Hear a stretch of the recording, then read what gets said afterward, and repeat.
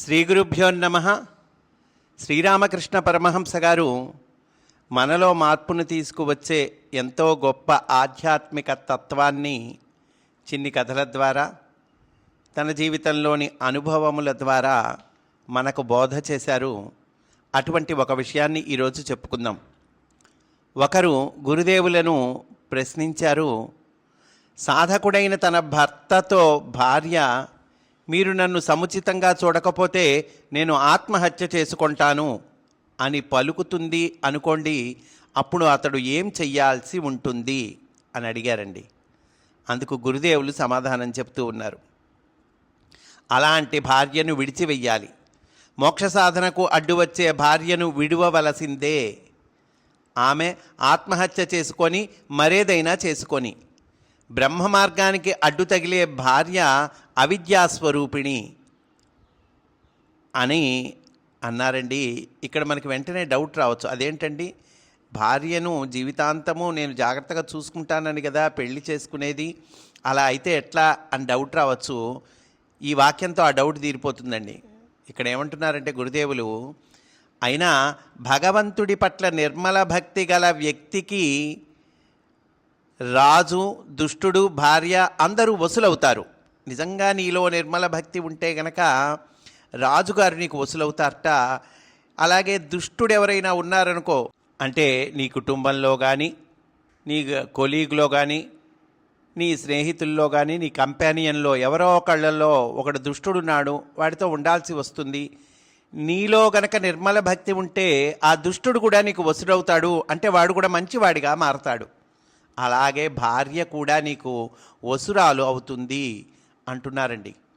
నిజమైన భక్తుడైన వ్యక్తి, ఆ వ్యక్తి భార్య క్రమక్రమంగా బ్రహ్మ మార్గానికి మరలుతుంది. భర్త యోగ్యుడైతే భగవత్కృపతో భార్య యోగ్యురాలు అవుతుంది అని అంటూ అటుపైన తల్లిదండ్రుల గురించి కూడా చెప్పారండి.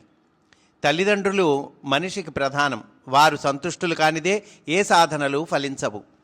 చైతన్యుణ్ణి చూడండి, భగవద్భక్తి పరవశుడై ఉండి తాను సన్యాసాన్ని స్వీకరించటానికి ముందు తల్లిని సమాధానపరచటానికి ఎంత శ్రమపడ్డాడో. అమ్మా దుఃఖించకు, అప్పుడప్పుడు వచ్చి నిన్ను దర్శిస్తుంటాను అని చెప్పాడు. దేవతల రుణం, ఋషుల రుణం, పితరుల రుణం, భార్య రుణం అంటూ మానవుడు తీర్చాల్సిన రుణాలు ఎన్నో ఉన్నాయి. అంటే వేదాల్లో ఏం చెప్పారంటే, పుడుతూనే మానవుడు కొన్ని అప్పులతో పుడతాడు అని చెప్పారండి. 5 రకాల రుణాలు, 5 రకాల అప్పులు అని చెప్పారు. జాయమానో విప్రహ త్రిభిః రుణవాన్ జాయత్ యజ్ఞేన దేవేభ్యః ప్రజయా పితృభ్యః స్వాధ్యాయేన ఋషిభ్యః, ఇట్లా వేదంలో చెప్పబడింది. కనుక మానవుడు తీర్చాల్సిన రుణాలు ఎన్నో ఉన్నాయి. తల్లిదండ్రుల రుణాన్ని తీర్చకపోతే ఏ కర్మ ఫలించదు. భార్య పట్ల తీర్చాల్సిన రుణం ఉంది. తన భార్యను విడిచిపెట్టి హరీసుడు ఇక్కడున్నాడు. అంటే హరీసుడు అనేటువంటి శిష్యుడండి. గురుదేవులు చెప్తూ ఉన్నారు, అతని గురించి చెప్తూ ఉన్నారు.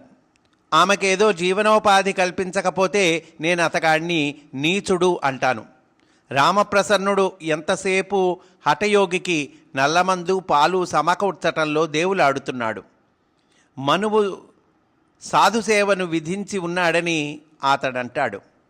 ఇతడిలా తిరుగుతుంటే ఇతడి ముసలి తల్లి తినటానికి లేక పస్తుండవలసి వస్తోంది. ఆ తల్లి తానే బజారుకు పోవాలి. ఈ వ్యవహారం చూస్తే నాకు ఒళ్ళు మండుతోంది. అంటే భార్యను పట్టించుకోవాలయ్యా, అదిగో ఆ ముసలి తల్లి ఉంది ఫలానా శిష్యుడికి, ఆ తల్లిని కూడా పట్టించుకోవాలి అని తన శిష్యుల పట్ల వాళ్ళ బాధ్యతారాహిత్యం పట్ల ఆయన ఆవేదనను వ్యక్తం చేస్తూ ఉన్నారండి.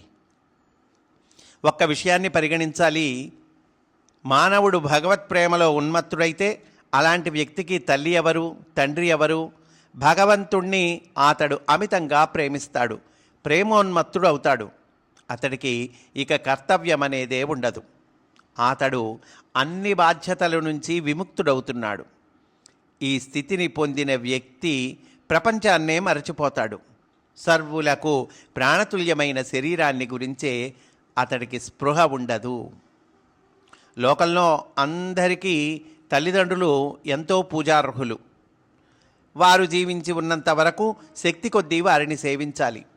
మరణానంతరం యథోచితంగా వారికి శ్రాద్ధ కర్మలు నిర్వర్తించాలి. పుత్రుడు గర్భదరిద్రుడై ఉన్నా, శ్రాద్ధం జరిపించడానికి శక్తిహీనుడై ఉన్నా వనానికి పోయి తన అసక్తతను ఎంచి కన్నీరు విడవాలి. అప్పుడు తల్లిదండ్రుల పట్ల రుణవిముక్తుడవుతాడు. భగవద్విషయంలో తనకు అడ్డు వచ్చేటప్పుడు మాత్రమే ఎవడైనా తల్లిదండ్రుల పట్ల అవిధేయుడై ప్రవర్తించవచ్చు. దానిచే అతడికి పాపం రాదు. ఇందుకు ఉదాహరణకు ప్రహ్లాదుడు తనను తండ్రి ఎంత వలదన్నా హరినామస్మరణ చేయటం మానలేదు. అలాగే ధ్రువుడు తల్లి బ్రతిమాలిన తపస్సు కోసం అరణ్యాలకు పోవటం మానుకోలేదు.